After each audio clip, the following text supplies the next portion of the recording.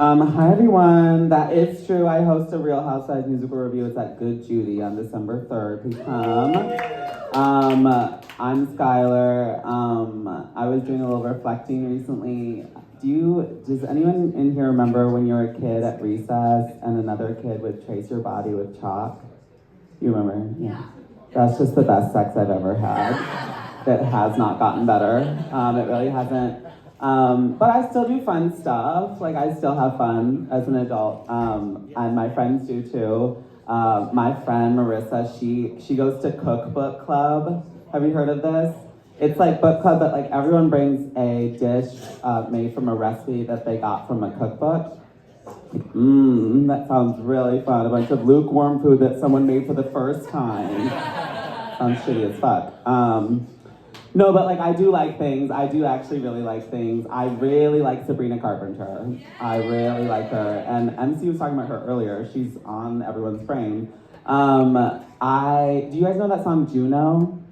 That's a good song. I love that song. When I first heard that song, I was like, it is so incredible that Sabrina Carpenter wrote a song about Juno, the wife of Zeus. That's incredible. I was like, she's so smart. I told everybody. I told my partner, I told my friends, I told members of my family. I was like, there's this girl, Sabrina Carpenter. I told my grandma. I was like, there's this girl, Sabrina Carpenter. She wrote a song about Greek mythology. Can you believe that? She's so smart.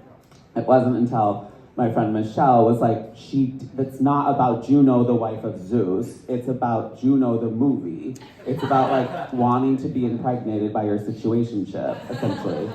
And I was like, oh, okay. So like, it turns out you can be so smart and know so much about history and mythology that you circle all the way back around to being the dumbest person in the entire world. It can happen. And I'm incredibly proud of Sabrina Carpenter for getting all of these Grammy nominations. I think she's incredible. And she didn't even need to write about Greek mythology to do it, unlike me. I'm also proud of my friends. I'm really proud of my best friend. Do I have my light? Great. I'm really proud of my best friend. He works in product development for this like hair care company. It's really a good bonus for me because I get a lot of like unreleased product that I get to try, and it's done wonders for my hair. Obviously, you guys can tell. It's done wonders for my hair, and it's a really good company. They don't do any animal testing, but I guess I do get a lot of unreleased product that I try out, so they do testing on gay guys. Maybe not so good. Speaking of gay guys, I'm in the New York City Gay Men's Chorus. Thank you. I always have to hold for applause because you guys are obsessed with us. What voice part do you think I sing? Baritone's really crazy. Yeah, I actually sing bass. I've like historically sung tenor. I got in as a bass and I sort of had an identity crisis. I don't know if that resonates with anybody. For gay guys who did musical theater growing up, it's kind of a huge blow to the ego. But anyway, so I'm in the New York City Gay Men's Chorus. It's been a lovely experience. Every year we select a famous person to be an honorary member. They essentially join the chorus. They don't have to sing or anything. They just are like in our programs and they're an honorary member. And we honor them at our annual fundraising gala. And this year, our honorary member who we were inducting into the chorus was Chita Rivera. And unfortunately, like a few days before the ceremony, she did pass away. She really just did not want to be in the New York City Gay Men's Chorus. She said, "You're not gonna get me, faggot." And I have to respect it. I really do. What's your name, by the way? Chef Ricky. I love Chef Ricky. Obsessed. So you cook for who? Nene Leakes? Who do you cook for? Tiny? Holy shit, that's amazing. Okay, that's so cool. That's amazing. The Housewives universe is ever expanding, ever large. I keep meeting people who are connected to them. And I actually met Carol Radziwill a few weeks ago. On the street, I was walking from Marie's Crisis to Boiler Room, gay guy, and I literally ran directly into her on West 4th Street. And she looked really sad. And she had headphones in. She didn't look cute. And I like went up to her and I was like, hey, I'm so sorry. You're Carol Radziwill. Are you okay? Because she looked sad. And I was like, you look like you're kind of on a sad girl walk. And she was like, yeah, I'm fine. Anyways, we talked for like 15 minutes. This isn't a joke. I'm not joking. This happened. We talked for like 15 minutes. She told me so much to her. She said Luann does the most coke out of every housewife on that show. She said Tinsley also joined her for most bumps. And she said that Bethany is not the person you think she is. She's the exact person. She's always been the person she is currently on TikTok. Like, freakazoid, super, like, into herself. Like, not self-aware and very, like, obsessed with her image. She definitely, like, Carol was, like, convinced she definitely had, like, a very strong relationship with the executive producers and was, like, constantly convincing them to make her look funnier than she actually is. It was an incredible experience, not a joke. I'm gonna move on because I'm here to make everyone laugh, but if you wanna talk after, especially you, remind me of the name. It's bad memory. Chef Ricky. Chef Ricky. Sorry, I thought that was your whole, like, the whole name, and that's my mistake. Chef Ricky. Got it. Got it. I'm gonna kill myself. Okay, right after the Wicked movie comes out, I swear to God, it's gonna happen. Okay, I'll just move on. Bagel TikTok recently came for me.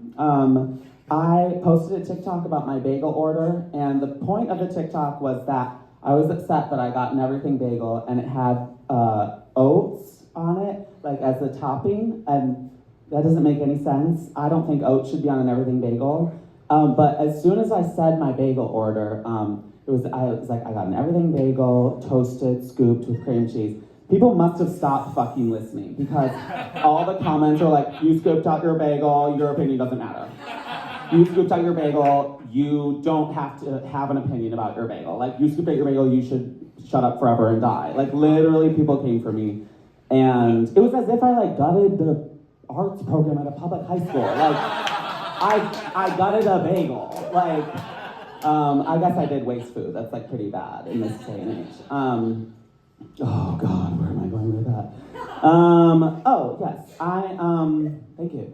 I'm not like super online though. I don't post a lot of TikToks. I actually do fun things in person. Recently I went to a dog's birthday party. I have a dog, which is why I was invited. The dog whose birthday it was, her name is Dolly, and she was hosting. It was on a roof, so cute.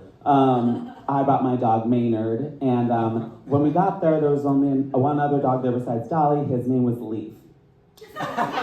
Now, Leaf was a little, I don't know, aggressive. Like, Leaf kept mounting my dog, and my dog doesn't like to be mounted. He also doesn't like to mount. He's kind of, if we're talking like gay guy sex position speak, he's a side. If you guys know what that means. So there was kind of tension, and every time Leaf mounted him, my dog would be would send the message like, don't do that. And eventually Leaf got it and like stopped doing it. So things were chill.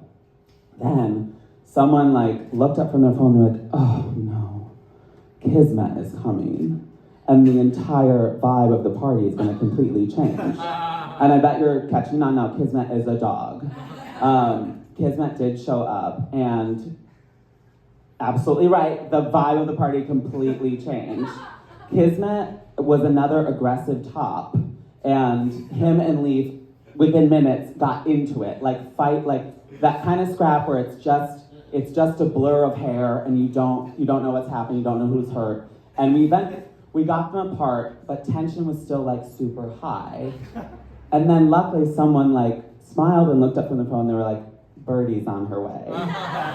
Birdie's another dog. Birdie walked in, this like miniature basset hound, could not see her legs, like so much skin and fat hanging down to the ground, like literally this far off the ground, waltzed in, and just like took like 5 steps onto the roof, rolled onto her back, and the entire the dog group just like came over and started like licking and smelling her like belly and her like lady parts.